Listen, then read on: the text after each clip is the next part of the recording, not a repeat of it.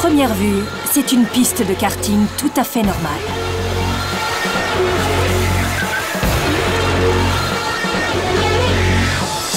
Terrain idéal des fans de sensations fortes.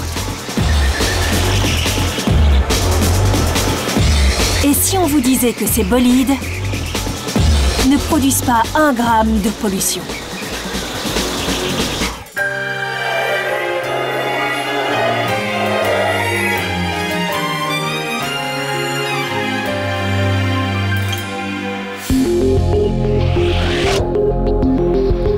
Londres est l'une des capitales les plus polluées au monde.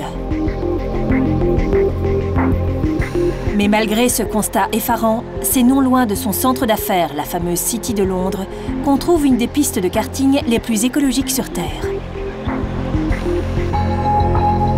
Alan, son propriétaire, a décidé d'aller à l'encontre de l'une des valeurs sûres des sports automobiles, le rugissement des moteurs. Il a investi dans des kartings à propulsion électrique. À la base, c'était une opportunité pour faire du business. Nous avions une expérience de 4 ans avec une autre entreprise, avec des cartes à essence. Et nous avons décidé de venir ici et d'investir dans des cartes électriques. Nous avons tout de suite été impressionnés par leur performance. Même s'il s'agissait d'une grande innovation, très difficile à accepter par l'industrie et les puristes, qui aiment les cartes à essence pour leur bruit et pour les sensations qu'ils procurent. Et jusqu'au moment où ils essaient un kart électrique, c'est très difficile de les convaincre.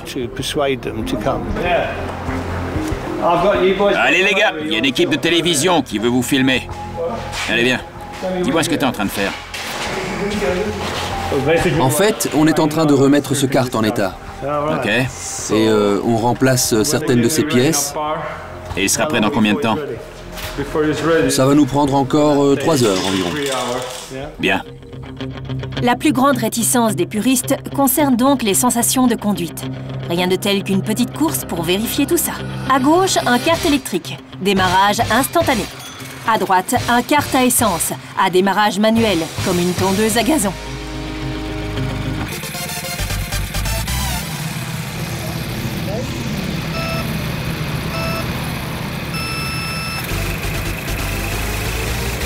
Le kart électrique prend immédiatement la tête, grâce à son moteur très souple, même à basse vitesse. Contrairement à un moteur à essence classique qui est meilleur à haut régime.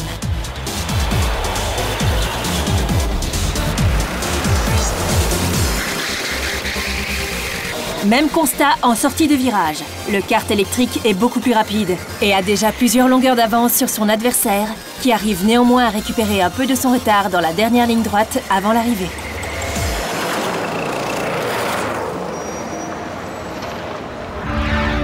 Retour au stand pour nos 2 pilotes. Aucun doute, en plus d'être nettement plus silencieux, le kart électrique est globalement beaucoup plus rapide à puissance égale.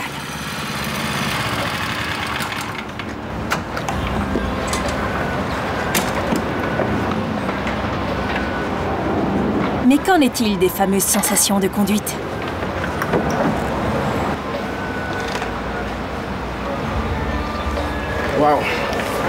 Waouh, le kart électrique est quand même nettement plus performant. Il a un démarrage fulgurant, il est beaucoup plus rapide dans les virages, il sort beaucoup plus vite que ton kart. Oui, mais en ligne droite, mon kart est quand même nettement plus rapide que le tien, et puis son bruit est beaucoup plus agréable. Hein? Oui, je sais, mais bon, c'est de la pollution sonore et tout, si tu vois ce que je veux dire. Et puis de toute façon, le kart électrique est plus souple, dans les virages par exemple. Le seul vrai risque, c'est de partir en tonneau, parce qu'il pèse quand même 250 kg. En plus de la vitesse de pointe, qui est moins élevée. Le pilotage de ce genre d'engin n'est pas la chose la plus délicate. Alan a dû concevoir et mettre en place une stratégie originale pour gérer efficacement les nouvelles contraintes techniques imposées par les karts électriques. Et là, nous avons les batteries pour les tester. Bon travail. Il y a des caractéristiques qu'il faut comprendre et maîtriser d'un point de vue de l'ingénierie. C'est pour cette raison qu'on va dans les hautes écoles et universités pour engager des jeunes diplômés ou encore aux études qui adorent l'expérience de travailler avec nos cartes. C'est fantastique. Diane est l'un de ces étudiants. Il est en dernière année d'ingénieur électromécanicien à l'université Brunel de Londres. Et il réalise justement un mémoire sur les kartings électriques. Donc ceci est un kart électrique. Et comme vous le voyez, il est actuellement en charge. Je vais en profiter pour vous expliquer comment ça marche. Tout d'abord, nous avons 2 batteries de chaque côté. Donc au total, ça nous en fait 4. Chaque batterie a 12 volts, pour un total donc de 48 volts, ce qui constitue l'énergie fournie par les batteries au moteur électrique, via ce boîtier de contrôle. C'est lui qui gère toute l'énergie qui alimente le moteur. Ce moteur-ci a une puissance de 26 chevaux et permet d'atteindre une vitesse maximale d'environ 80 km/h. Pour son mémoire de fin d'études, Dayan s'intéresse à la gestion technique des circuits de kart électriques. Il réfléchit notamment à la meilleure façon d'utiliser les batteries. L'objectif est qu'il y ait toujours un maximum de karts sur la piste. Mais il faut éviter de trop solliciter les batteries pour qu'elles maintiennent de bonnes performances et une longue durée de vie. Ce circuit peut accueillir 12 karts en même temps. Donc, dès que ces 12 karts terminent une course de 8 tours, ils rentrent dans la voie des stands et nous les mettons en charge.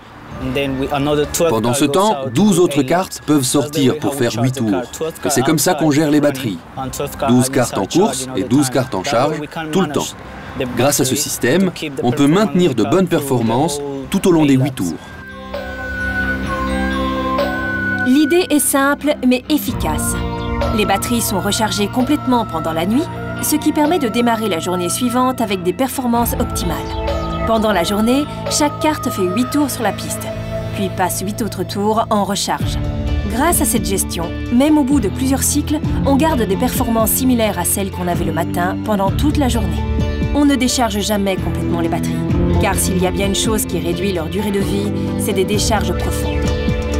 Dayan a aussi d'autres responsabilités au sein du circuit. Par exemple, il s'occupe de l'entretien des pièces mécaniques des karts, comme ici, la chaîne de transmission qui relie le moteur électrique aux roues.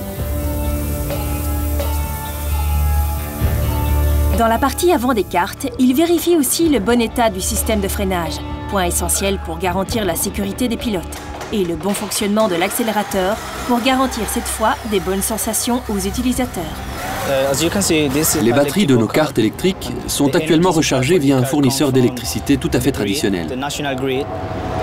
Cela nous permet déjà de réduire nos émissions de CO2 de 25% par rapport aux cartes à essence. La technologie ne s'arrête pas d'évoluer. Et même si nous avons déjà beaucoup d'avantages en termes de coûts de fonctionnement, d'efficacité énergétique et de pollution, nous pensons tôt ou tard investir dans des batteries plus modernes au lithium.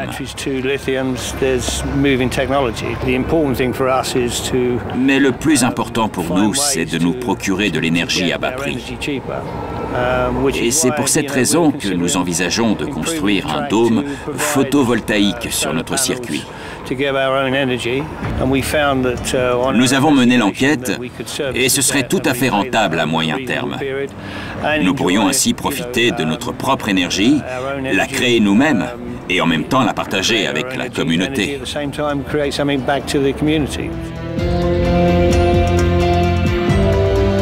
Le projet d'Alan est très ambitieux. La structure recouvrira la totalité du circuit et permettra d'installer 4 rangées de panneaux photovoltaïques. La puissance totale sera de 110 kW. C'est l'équivalent de 20 fois la puissance moyenne d'une installation domestique. Une puissance bien supérieure aux besoins du circuit, dont le surplus sera revendu à l'opérateur du réseau électrique et permettra d'alimenter le quartier en électricité verte et à prix réduit. Au total, on estime qu'il permettra aussi d'épargner 38 tonnes de CO2 chaque année, comme si on arrêtait d'utiliser simultanément 165 frigos. C'est une passion pour nous. Les gens doivent adhérer au concept du kart électrique, car c'est une solution vraiment durable.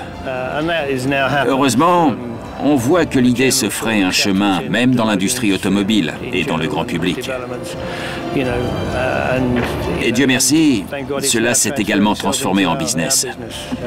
Vous savez, il y a une reconnaissance politique aussi, car il n'y a pas de piste de karting à essence à Londres. Ce qui veut dire que tout le monde commence à reconnaître que c'est une évolution positive, surtout après avoir goûté aux excellentes performances de nos cartes électriques. C'est grâce à ce genre d'initiative que le sport automobile loisir peut lui aussi devenir enfin durable.